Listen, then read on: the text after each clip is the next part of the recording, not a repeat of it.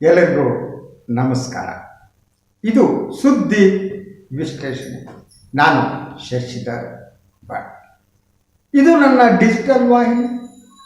ಸಾಮಾಜಿಕ ಜಾಲತಾಣಗಳಲ್ಲಿ, ಫೇಸ್ಬುಕ್ನಲ್ಲಿ, ಯೂಟ್ಯೂಬ್ನಲ್ಲಿ ತಾವು ನೋಡ್ಬೋದು. ಈ ನನ್ನ ವಾಹಿನಿಯನ್ನು ಲೈಕ್ ಮಾಡಿ, ಸಬ್ಸ್ಕ್ರೈಬ್ ಮಾಡಿ, ಬೆಲ್ ಐಕಾನನ್ನು ಪ್ರೆಸ್ ಮಾಡೋದಕ್ಕೆ ಮರಿಬೇಡಿ. ಹಾಗೆಯೇ ಶೇರ್ ಮಾಡಿ, ನಿಮ್ಮ ಸ್ನೇಹಿತರಿಗೂ ಕೂಡ ಇದು ತಲುಪಲಿ. ಜೊತೆಗೆ ನಿಮ್ಮ ಸಹಾಯ ಅದು ನನಗೆ ಅನಿವಾರ್ಯ, ಸ್ವತಂತ್ರ ಪತ್ರಿಕೋದ್ಯಮಕ್ಕೆ ಅನಿವಾರ್ಯ. ಆದ್ದರಿಂದ ತಮ್ಮ ಸಹಾಯ ಸದಾ ಇರಲಿ. ಇವತ್ತು ಹಲವು ರೀತಿಯ ರಾಜಕೀಯ ಬೆಳವಣಿಗೆಗಳು ನಡೆದವು. ಮುಂಬರುವ ಲೋಕಸಭಾ ಚುನಾವಣೆಯ ನಾಮಪತ್ರ 14 ಕ್ಷೇತ್ರಗಳ ನಾಮಪತ್ರ ಸಲ್ಲಿಕೆ ಇಂದು ಪ್ರಾರಂಭ ಆಯಿತು. ಹಲವರು ನಾಮಪತ್ರಗಳನ್ನ ಸಲ್ಲಿಸಿದರು. ಈ ಸಂದರ್ಭದಲ್ಲಿ ಟೆಂಪಲ್ ರನ್ ಇತ್ತು. ಅಲ್ಟಿಮೇಟ್ಲಿ ಅದೇ ತಾನೇ, ದೇವರ ಆಶೀರ್ವಾದ ಬೇಕು. ಮನುಷ್ಯ ಅಸಹಾಯಕನಾದಾಗ ಅವನಿಗೆ ದೇವರು ಬೇಕಾಗುತ್ತೆ. ಸೊ ಹಲವಾರು ದೇವಸ್ಥಾನಗಳಿಗೆ ಹೋದರು, ಮೆರವಣಿಗೆ ಮಾಡಿದ್ರು, ಬಂದರು, ನಾಮಪತ್ರ ಸಲ್ಲಿಸಿದ್ರು. ಎಲ್ಲವೂ ಇವತ್ತು ಆಯಿತು. ಅದರ ಜೊತೆಗೆ ರಾಜಕೀಯ ಭಾಷಣಗಳು, ಬೇರೆ ಬೇರೆ ರಾಜಕೀಯ ಪಕ್ಷಗಳು ತಮ್ಮ ವಿರೋಧಿ ಯಾರಿದ್ದಾರೆ ಅವರ ಮೇಲೆ ಮಾತಿನ ವಾಗ್ದಾಳಿಯನ್ನು ನಡೆಸಿದರು. ತಮ್ಮ ಭಾಷೆ ಏನಿದೆ ಅದನ್ನು ತಮಗೆ ಹೇಗೆ ಬೇಕೋ ಹಾಗೆ ಬಳಸೋದು. ಸೊ ಇದರ ಜೊತೆಗೆ ಇನ್ನೊಂದು ಬಹಳ ಮುಖ್ಯವಾದ್ದು ನಾನು ಮಾತನಾಡ್ತಾ ಇರುವುದು ಈ ಕಾಂಗ್ರೆಸ್ ಪಕ್ಷದ ತೆರಿಗೆ ವಿಚಾರದಲ್ಲಿ. ಸೊ ಇನ್ಕಮ್ ಟ್ಯಾಕ್ಸ್ ಇಲಾಖೆ ಏನಿದೆ ಅದನ್ನು ಪ್ರಭುತ್ವ ತನಗೆ ಬೇಕಾದ ಹಾಗೆ ಬಳಸಿಕೊಳ್ಳುತ್ತೆ ಅನ್ನೋ ಆರೋಪ ಮಾಡೋದಕ್ಕೆ ಬೇಕಾದಷ್ಟು ಮಟೀರಿಯಲ್ಸ್ ಇದೆ. ಆದರೆ ಈ ವಿಚಾರ ಇವತ್ತು ಸರ್ವೋಚ್ಚ ನ್ಯಾಯಾಲಯದ ಮುಂದೆ ಬಂದಾಗ ಏನು ಅಡಿಷನಲ್ ಸಾಲಿಸಿಟರ್ ಜನರಲ್ ಒಂದು ಭರವಸೆಯನ್ನು ಸರ್ಕಾರದ ಪರವಾಗಿ ಕೊಟ್ಟರು. ಚುನಾವಣೆ ಮುಗಿಯುವವರೆಗೆ ಈ ತೆರಿಗೆ ಪ್ರಕರಣದಲ್ಲಿ ನಾವು ಮುಂದಿನ ಯಾವ ಕ್ರಮವನ್ನು ತೆಗೆದುಕೊಳ್ಳಲ್ಲ. ಇದು ಸ್ವಾಗತಾರ್ಹವಾದದ್ದು.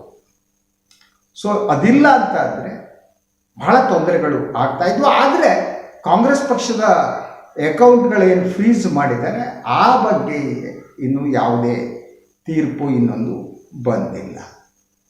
ನೆಕ್ಸ್ಟ್ ಮತ್ತೊಂದು ಭಾಳ ಮಹತ್ವದ ವಿಚಾರ ಅಂದರೆ ಅರವಿಂದ್ ಕೇಜ್ರಿವಾಲ್ ಅವರನ್ನು ಏಪ್ರಿಲ್ 15ರವರೆಗೆ ನ್ಯಾಯಾಂಗ ಬಂಧನಕ್ಕೆ ಒಪ್ಪಿಸಲಾಗಿದೆ.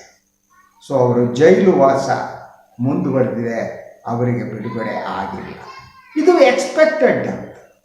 ಈ ಇಡೀ ಕಾನೂನೇನಿದೆ ಆ ಕಾನೂನೇ ಹಾಗೆ.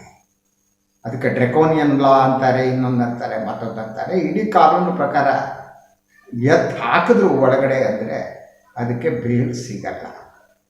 ಈಗ ನೋಡಿ, ಆಮ್ ಆದ್ಮಿ ಪಕ್ಷದ 4 ಜನ ಒಳಗೆ ಕೂತಿದ್ದಾರೆ. ಉಪಮುಖ್ಯಮಂತ್ರಿ ಆಗಿದ್ದ ಮನೀಶ್ ಸಿಸೋಡಿಯಾ 1 ವರ್ಷಕ್ಕಿಂತ ಹೆಚ್ಚು ಕಾಲದಿಂದ ಜೈಲಲ್ಲಿದ್ದಾರೆ. ಅವ್ರ ಮನೆಯಲ್ಲೂ ಕೂಡ ಹಣ ಸಿಕ್ಕಿಲ್ಲ, ಏನೂ ಸಿಕ್ಕಿಲ್ಲ, ಪ್ರೂವ್ ಆಗಿಲ್ಲ, ಬಟ್ ಜೈಲಲ್ಲಿ. ಅದು ಇಡೀ ಪ್ರಕರಣದಿಂದ ಆಗುವಂಥದ್ದು. ಸೊ ಈ ಬೆಳವಣಿಗೆಗಳ ನಡುವೆ ಇನ್ನೊಂದು ಬೆಳವಣಿಗೆ ಅಂದರೆ, ಸೊ ಗೃಹ ಸಚಿವ ಅಮಿತ್ ಶಾ ಅವರು ನಾಳೆ ಕರ್ನಾಟಕಕ್ಕೆ ಬರ್ತಿದ್ದಾರೆ. ಸೊ ಈ ರಾತ್ರಿ ಬಂದು ತಲುಪ್ತಾ ಇದ್ದಾರೆ. ಅವರು 11 ಗಂಟೆ ಹೊತ್ತಿಗೆ ಬೆಂಗಳೂರಿಗೆ ತಲುಪ್ತಾರೆ. ನಾಳೆ ಎಡಬಿಡದ ಕಾರ್ಯಕ್ರಮ ಇದೆ. ಸೊ ಅವರು ಚಾಣಕ್ಯ ಹೌದೋ ಅಲ್ವೋ ಗೊತ್ತಿಲ್ಲ, ಮಾಧ್ಯಮಗಳಿಗೆ ಅಮಿತ್ ಶಾ ಅಂದರೆ ಅತಿಯಾದ ಪ್ರೀತಿ ಮತ್ತು ಗೌರವ. ಅವರಿಗೆ ಇಲ್ಲದಿರುವ ವಿಶೇಷಗಳನ್ನು ಜೋಡಿಸಿ ಚುನಾವಣಾ ಚಾಣಕ್ಯ ಬಂದ ಮುಗೀತು. ಅದೇ ರೀತಿ ಪ್ರಚಾರಗಳು ಇವತ್ತು ಕೂಡ ನಡೀತಿವೆ. ಗೋಧಿ ಮೀಡಿಯಾ ಏನಿದೆ ಮಾರಾಟವಾದ ಮೀಡಿಯಾ.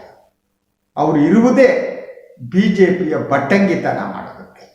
ಅದನ್ನು ಬಿಟ್ಟು ಅಲ್ಲಾರ್ಧ ಬಟ್ಟಂಗಿತನ ಇವತ್ತು ಪ್ರಾರಂಭ ಆಗಿದೆ. ನಾಳೆ ಬಂದವರು ಅವರು ರೋಡ್ ಶೋ ಚನ್ನಪಟ್ಟಣದಲ್ಲಿ ಮಾಡ್ತಾ ಇದ್ದಾರೆ. ಅದರಂತೆ ಕೋರ್ ಕಮಿಟಿಯ ಸಭೆ ಬೆಂಗಳೂರಿನಲ್ಲಿ ನಡೆಯುತ್ತೆ. ಬೆಳಗ್ಗೆ ಬ್ರೇಕ್ಫಾಸ್ಟ್ ಮೀಟಿಂಗ್ ಇದೆ. ಬ್ರೇಕ್ಫಾಸ್ಟ್ ಮೀಟಿಂಗ್ನಲ್ಲಿ ಸನ್ಮಾನ್ಯ ಕುಮಾರಸ್ವಾಮಿ ಅವರು ಪಾಲ್ಗೊಳ್ತಾರೆ. ಸೊ ಅಮಿತ್ ಶಾ ಬಂದು ಮಹಾನ್ ಬದಲಾವಣೆಯನ್ನು ಮಾಡ್ತಾರೆ ಅಂತ ನಾನು ನಂಬಿಲ್ಲ. ಕಳೆದ ವಿಧಾನಸಭಾ ಚುನಾವಣೆಯಲ್ಲಿ ಮೋದಿ ಎಷ್ಟು ಬಾರಿ ಬಂದರು ಅಂತ ಗೊತ್ತಿದೆ ನಮಗೆ. ಸೊ ಎಷ್ಟು ರೋಡ್ ಶೋ ಮಾಡಿದ್ರು ಅಂತ ಗೊತ್ತಿದೆ. ಅದರಿಂದ ಆದ ಪರಿಣಾಮ ಅಂದರೆ ಬೆಂಗಳೂರಿನ ಮಾರ್ಕೆಟ್ ಇದೆ ನೋಡಿ, KR ಮಾರ್ಕೆಟು, ಅಲ್ಲಿರೋ ಹೂವೆಲ್ಲ ಖಾಲಿ ಆದದ್ದಷ್ಟೇ. ಹೂ ತಂದರೂ ಸುರಿದ್ರು. ಮೋದಿ ತಲೆ ಮೇಲೆ ಹೂ, ಅದು ಮೋದಿ ಸಂತೋಷಪಟ್ಟರು, ಜನ ಓಟ್ ಹಾಕಿಲ್ಲ. ಸೊ ಈಗಲೂ ಕೂಡ ಅಂತ ರೋಡ್ ಶೋಗಳು ನಡೀತವೆ, ಅನುಮಾನ ಬೇಕಾಗಿಲ್ಲ. ಆದರೆ ಒಂದು ಮಾತು ಇವತ್ತು ರಾಜಕೀಯ ವಲಯದಲ್ಲಿ ಚರ್ಚೆ ಆಗ್ತಾ ಇದ್ದುದು, ಸೊ ಮೋದಿ ಮತ್ತು ದೇವೇಗೌಡರು ಇಬ್ಬರು ಕೂಡ ರೋಡ್ ಶೋ ಮಾಡ್ತಿದ್ದಾರೆ ಜೊತೆಯಾಗಿ. ನನಗಂತೂ ಭಾಳ ಸಂತೋಷ ಆಗೋಯ್ತು ಕೊಂಡೆ. ಯಾಕೆ ಗೊತ್ತಾ, ಮೋದಿ ದೇವೇಗೌಡರ ಪಕ್ಕ ನಿಂತ್ಕೊಂಡು ಪರಿವಾರವಾದದ ಬಗ್ಗೆ ಮಾತನಾಡಿದ್ರೆ ಎಷ್ಟು ಚೆನ್ನಾಗಿರುತ್ತಲ್ವಾ. ಕುಟುಂಬ ರಾಜಕಾರಣವನ್ನು ನಾನು ವಿರೋಧಿಸ್ತೇನೆ ದೇವೇಗೌಡರೇ ಅಂತ ಅನ್ಬೇಕು. ದೇವೇಗೌಡರು ಇನ್ನೊಂದು ಮಾತು ಹೇಳಿದರು, ನಾನು ಮುಸ್ಲಿಂ ಕುಟುಂಬದಲ್ಲಿ ಮುಂದಿನ ಜನ್ಮ ಇದ್ದರೆ ಹುಡ್ತೀನಿ ಅಂತ. ಸೊ ಮುಸ್ಲಿಂ ಅಲ್ಪಸಂಖ್ಯಾತರನ್ನ ಟಾರ್ಗೆಟ್ ಮಾಡುತ್ತಿರುವ ವ್ಯಕ್ತಿಯ ಪಕ್ಕದಲ್ಲಿ ನಿಂತ್ಕೊಂಡು ದೇವೇಗೌಡರು ಆ ಮಾತು ನೆನಪು ಮಾಡ್ಕೊಂಡು, ಇಬ್ಬರು ಬಹಳ ಅದ್ಭುತವಾದದ್ದು ಇದು. ಪರಿವಾರವಾದವನ್ನು ನಾನು ವಿರೋಧಿಸ್ತೇನೆ, ಕುಟುಂಬ ರಾಜಕಾರಣ ವಿರೋಧಿಸ್ತೇನೆ ಅಂತ ಮೋದಿ ಹೇಳಿದರೆ ಇಬ್ಬರೂ ಎಕ್ಸ್ಪೋಸ್ ಆಗ್ತಾರೆ. ಆಗಬೇಕು, ದೇವೇಗೌಡರು ಎಕ್ಸ್ಪೋಸ್ ಆಗಬೇಕು, ಹಾಗೆಯೇ ಪ್ರಧಾನಿ ಮೋದಿಯವರು ಎಕ್ಸ್ಪೋಸ್ ಆಗಬೇಕು. ಅವರು ಹೇಳುತ್ತಿರುವ ಸುಳ್ಳು, ಅವರು ಸೃಷ್ಟಿಸುತ್ತಿರುವ ಭ್ರಮೆ, ಅವರ ರಾಜಕೀಯ ಹೇಳಿಕೆಗಳು ಎಲ್ಲ ಕೂಡ ಸಾಮಾನ್ಯ ಜನರಿಗೆ ಅರ್ಥ ಆಗಬೇಕು.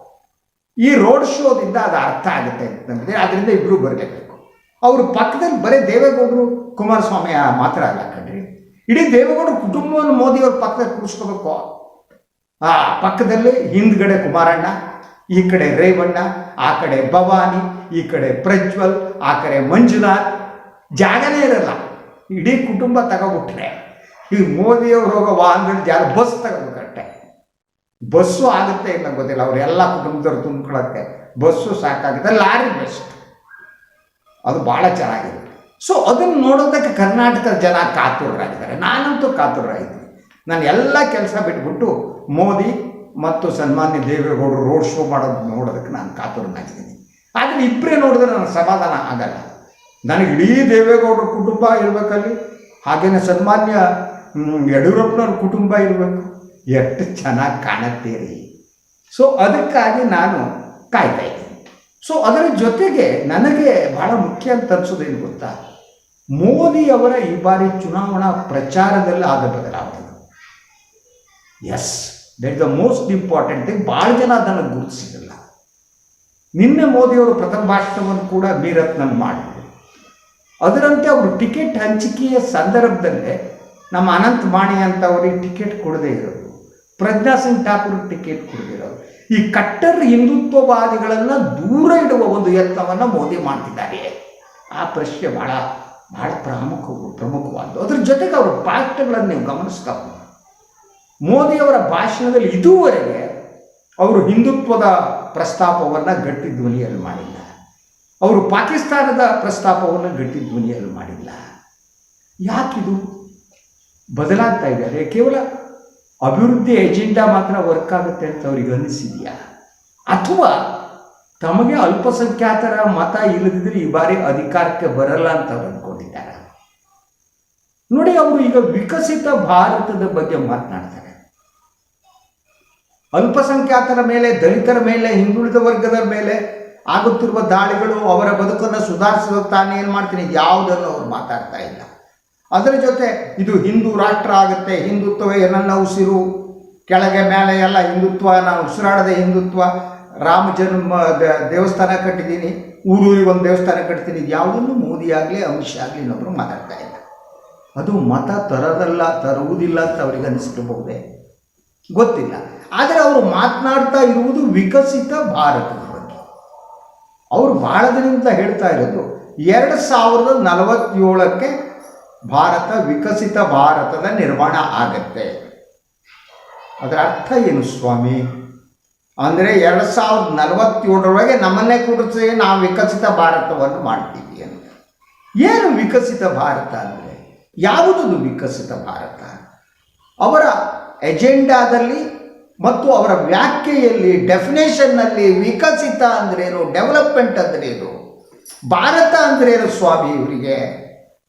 ವಿಕಸಿತ ಭಾರತ, ಡೆವಲಪ್ಡ್ ಇಂಡಿಯಾ ಅಂದರೆ ಏನು ಅರ್ಥ? ಅದು ಕೇವಲ ಯಾರೋ ಅದಾನಿನೋ ಅಂಬಾನಿನೋ ವಿಕಸಿತಗೊಳ್ಳುವುದು ಅದು ವಿಕಸಿತ ಭಾರತವೇ? ಈಗ ಎಲೆಕ್ಟ್ರಲ್ ಬಾಂಡ್ ನೋಡಿದ ಮೇಲೆ ಅದು ಅನ್ಸಕ್ಕೆ ಶುರುವಾಗಿದೆ. ಯಾಕೆಂದರೆ ಯಾರ್ಯಾರ ಮೇಲೆ ಆರೋಪ ಇದೆ, ಕಳ್ಳತನದ ಆರೋಪ ಇದೆ, ಅವರೆಲ್ಲ ಅತಿ ಹೆಚ್ಚು ಬಾಂಡ್ಗಳನ್ನು ಖರೀದಿ ಮಾಡಿದ್ದಾರೆ. ಮೆಗಾ ಇಂಜಿನಿಯರಿಂಗು ಅವರು ಸಾವಿರಾರು ಕೋಟಿ ಎಲ್ಲರೂ ಕೂಡ ಮಾಡಿದ್ದಾರೆ. ಅಂದರೆ ಅವರು ವಿಕಸಿತಗೊಂಡಿದ್ದಾರೆ ಹೊರತು ಈ ದೇಶದಲ್ಲಿರುವ ಗ್ರಾಮಾಂತರ ಪ್ರದೇಶದಲ್ಲಿರುವ ಒಬ್ಬ ಸಾಮಾನ್ಯ ಕೃಷಿ ಕಾರ್ಮಿಕ, ಒಬ್ಬ ರೈತ, ಯಾರು ಕೂಡ ಸಣ್ಣ ಹಿಡುವಳಿದಾರ, ಇವರು ಯಾರು ವಿಕಸಿತಗೊಂಡಿಲ್ಲ. ಅಂದರೆ ಇವರ ಪ್ರಕಾರ ವಿಕಸಿತಗೊಳ್ಳುವುದು ಅಂದರೆ 5 ಟ್ರಿಲಿಯನ್ಸ್ ಅಂತ ತೋರಿಸಿ ಕೆಲವು ಉದ್ಯಮಿಪತಿಗಳ ಕಿಸೆಗೆ ಹಣ ಹೋಗುವಂತೆ ಮಾಡಿ, ಇಡೀ ದೇಶದ ಸಂಪತ್ತು ಅವರಿಗೆ ಮಾತ್ರ ಹೋಗುವಂತೆ ಮಾಡಿ, ಅವರಿಂದ ಎಲೆಕ್ಟ್ರಲ್ ಬಾಂಡ್ಗಳನ್ನು ತೆಗೆದುಕೊಂಡು ಇವರು ರಾಜಕಾರಣ ಮಾಡೋದು. ನಾನು ಅಪ್ಪಟ ಪ್ರಾಮಾಣಿಕ, ನಾವು ಕಾಸೆ ತಗೊಳ್ಳಲ್ಲ ಅನ್ನೋದು ಹಿಂಬಾಗಿಲ ಮೂಲಕ, ಬಾಂಡ್ ಮೂಲಕ ಪಾರ್ಟಿಗೆ ದುಡ್ಡು ತಗೊಂಡು ಮಜಾ ಉಡಾಯಿಸೋದು. ದಿಸ್ ಇಸ್ ದ ಅದು ವಿಕಸಿತ ಭಾರತವೇ. ಯಾಕಾಗಿ ನಾವು 2047ರವರೆಗೆ ಅವ್ರ ಪ್ರಕಾರ ಅಷ್ಟೇ, ಮೋದಿಯವರು ಆಸೆ ಪಟ್ಟಿರಬೇಕು 2047ರವರೆಗೆ ನಾವು ಪ್ರಧಾನಿ ಆಗಿರಬೇಕು ಅಂತ. ಅದು ಇರ್ಬೋದು ಅವ್ರ ಎಜೆಂಡಾದಲ್ಲಿ. ಯಾಕೆಂದರೆ BJP ಆಗಲಿ, RSS ಆಗಲಿ, ಸಂಘ ಪರಿವಾರ ಆಗಲಿ, ಬಜರಂಗ ದಳ ಆಗಲಿ, ರಾಮ್ ಸೇನೆ ಆಗಲಿ, ಯಾರೂ ಕೂಡ ಮೋದಿಯನ್ನು ಪ್ರಶ್ನಿಸದಿರುವ ಹಂತಕ್ಕೆ ಹೋಗ್ಬಿಟ್ಟಿದ್ದಾರೆ. ಅವರೆಲ್ಲ ಅಡಿಯಾಳ ಆಗಿದ್ದಾರೆ, ಅವರಿಗೆ ಯಾವ ಶಕ್ತಿನೂ ಇಲ್ಲ. ಸೊ ಆದ್ದರಿಂದ ಅವರ ಗುರಿ ಏನಿದೆ, 2047ರವರೆಗೆ ತಾವೇ ಪ್ರಧಾನಿ ಆಗಿರಬೇಕು ಅಂತ ಬಯಸಿರಬೇಕು. 2047ರಲ್ಲಿ ನಾನು ಬಿಟ್ಕೊಡ್ತೀನಿ ಅಂತ ಕುತ್ಕೊಂಡು 8 ವರ್ಷ ಲೆಕ್ಕ ಹಾಕಿ 2014ರಲ್ಲಿ ಅಧಿಕಾರಕ್ಕೆ ಬಂದವರು 2024ರವರೆಗಿನ 10 ವರ್ಷಗಳಲ್ಲಿ ಏನನ್ನೂ ಮಾಡಿಲ್ಲ. ಕೇವಲ ದೇವರನ್ನು ತೋರಿಸ್ಬಿಟ್ಟು, ನಿಮಗೆ ಗೊತ್ತಿರ್ಬೋದು, ನಮ್ಮಲ್ಲಿ ನಾವು ಸಣ್ಣಿರುವಾಗ ಬರ್ತಿತ್ತು, ಅದು ಬಾಂಬೆ ಇದು ಅಂತಿದ್ರು. ಅದಕ್ಕೊಂದು ಸಣ್ಣದ ಇದು ಆಯಿತಾ, ಮೇಲ್ಗಡೆ ಒಂದು ಇದಿರ್ತಿತ್ತು, ಅದು ಕಣ್ಣು ಹಾಕೊಂಡು ನೋಡೋದು. ಬಾಂಬೆ ನೋಡು, ನ್ಯೂಯಾರ್ಕ್ ನೋಡು, ಅಯ್ಯಪ್ಪ ಅದನ್ನು ನೋಡು ಇದನ್ನು ನೋಡು ಅಂತಿದ್ರು. ನಾವೆಲ್ಲ ಅದಕ್ಕೆ 10 ಪೈಸೆ ಆವಾಗ ಅನ್ಸುತ್ತೆ ನನಗೆ. 10 ಪೈಸೆ ಅಪ್ಪತ್ರ ಇಸ್ಕೊಂಡು ಆ ಬಾಂಬೆ ಜಾದು, ಬಾಂಬೆ ಇದನ್ನು ನೋಡ್ತಿದ್ವಿ. ಮೋದಿಯವರು ಇಂಥ ಜಾದುವನ್ನು ತೋರಿಸ್ತಿದ್ದಾರೆ. ಈ 10 ವರ್ಷಗಳ ಅವಧಿಯಲ್ಲಿ ಪ್ರತಿ ವರ್ಷ 2 ಕೋಟಿ ಉದ್ಯೋಗವನ್ನು ಕೊಡುವ ಉದ್ಯೋಗ ಕೊಟ್ಟಿಲ್ಲ. ಯೋಚನೆ ಮಾಡಿ ಮತದಾರರೇ. ಹಾಗೆಯೇ ಅವರು ವಿದೇಶದಿಂದ ತಂದು ನಮ್ಮೆಲ್ಲರ ಅಕೌಂಟಿಗೆ 15 ಲಕ್ಷ ಹಾಕ್ತೀರಿ ಅಂತ ಅಂದರು. ನಾನಂತೂ ಹೋಗೋದು ನನ್ನ ಅಕೌಂಟ್ ನೋಡೋದು. ಸೊ 15 ಲಕ್ಷನೂ ಇಲ್ಲ, ಬದನೆಕಾಯಿಯೂ ಇಲ್ಲ. ಸ್ವಚ್ಛ ಭಾರತ್ ಅಂದರೂ ಭಾರತ ಹಾಗೆ ಇದೆ. ಅದು ಏನು ಸ್ವಚ್ಛ ಆಯಿತೋ ಗೊತ್ತಿಲ್ಲ. ಸರ್ಕಾರ ದುಡ್ಡಂತೂ ಸ್ವಚ್ಛ ಆಗಿದೆ. ಬುಲೆಟ್ ಟ್ರೈನ್ ಅಂದರು, ಅವ್ರು ಯಾರೋ ಪುಂಗು ಹೆಂಗ್ಲಿ ಅವರೆಲ್ಲ ಬೇರೆ ಬೇರೆ ಕಥೆಗಳನ್ನು ಹೇಳಿ ಮಂಗಳೂರಿಂದ ಬೆಂಗಳೂರಿಗೆ ಬಂದು ಬೆಂಗಳೂರಲ್ಲಿ ಕೆಲಸ ಮಾಡಿ ಸಂಜೆ ಮನೆಗೆ ಹೋಗಿ ಮನೇಲಿ ಕಾಫಿ ಕುಡಿದು ಹೆಂಡತಿ ಜೊತೆ ಕೂತ್ಕೊಳ್ಳೋ ಕಥೆಗಳನ್ನು ಕಟ್ಟಿದ್ರು. ಬುಲೆಟ್ ಟ್ರೈನ್ ಬರಲಿಲ್ಲ, ಸ್ವಚ್ಛ ಭಾರತ ಇಲ್ಲ, ಯಾವುದೂ ಇಲ್ಲ. ಮತ್ತೆ ಇವರು ವಿಕಸಿತ ಭಾರತದ ಮಾತನಾಡ್ತಾರೆ. ಅದು ಎಲ್ಲಿ 2047ರವರೆಗೆ ವಿಕಸಿತ ಭಾರತವನ್ನು ಮಾಡ್ತಾರೆ. ಯಾವುದು ವಿಕಸಿತ ಭಾರತ? ಕೇಳಿ ಮೋದಿಯವರ ಹತ್ರ. ನಾವು ಪತ್ರಿಕೋದ್ಯಮಿಗಳಾಗಿ ನಾವು ಕೇಳೋಂತಲೂ ಇಲ್ಲ, ಅವ್ರ ಮಾಧ್ಯಮದ ಮುಂದೆ ಬರಲ್ಲ. ಯಾವುದು ವಿಕಸಿತ ಭಾರತ? ಮನುಷ್ಯನ ಮನಸ್ಸು ವಿಕಸಿತವಾಗದೇ ದೇಶ ವಿಕಸಿತ ಆಗಲಾರದು. ಮೊದಲು BJPಯ RSS ಸಂಘ ಪರಿವಾರದ ಮನಸ್ಸು ವಿಕಸಿತಗೊಳ್ಳಬೇಕು, ಅದು ಬ್ರಾಡನ್ ಆಗಬೇಕು. ಮನಸ್ಸುಗಳು ವಿಕಸಿತಗೊಳ್ಳದೆ, ಮನಸ್ಸುಗಳಿಗೆ ಸಂಸ್ಕೃತಿ ಇಲ್ಲದೆ ನೀವು ಆಡುವ ಮಾತುಗಳು ನಿಷ್ಫಲವಾದದ್ದು. ಏನು ಮಾಡಿದ್ರಿ? ಬೇಟಿ ಬಚಾವೋ ಬೇಟಿ ಪಡಾವೋ ಅಂದರೆ ಸತತವಾಗಿ ಮಣಿಪುರದಲ್ಲಿ ಏನು ನಡೀತಿದೆ? ನಮ್ಮ ಮಹಿಳಾ ಬಾಕ್ಸರ್ಗಳು, ಅವರ ಸ್ಥಿತಿ ಏನಾಯಿತು? ಕಣ್ಣೀರಾದರು, ರಸ್ತೆಯಲ್ಲಿ ಬಿದ್ದರು, ತಮಗೆ ಸಿಕ್ಕ ಪದಕವನ್ನು ತೆಗೆದು ಇಟ್ಟರು. ಏನು ಮಾಡ್ತೀವಿ ನೀವು? ರೈತರುಗಳು ದೆಹಲಿ ಚಲೋ ಬಂದರು, ಅವರನ್ನು ಹತ್ತಿಕ್ಕುವುದಕ್ಕೆ ನೀವು ಏನು ಮಾಡಿದ್ರಿ? ಇದು ವಿಕಸಿತ ಭಾರತನ? ತಾವಿದನ್ನು ತೋರಿಸ್ತಾ ಇರುವುದು ಟ್ರೈಲರ, ಸಿನಿಮಾ ಅಭಿ ಭಿ ಬಾಕಿ ಹೈ, ಅಭಿ ಭಿ ಬಾಕಿ ಹೈ.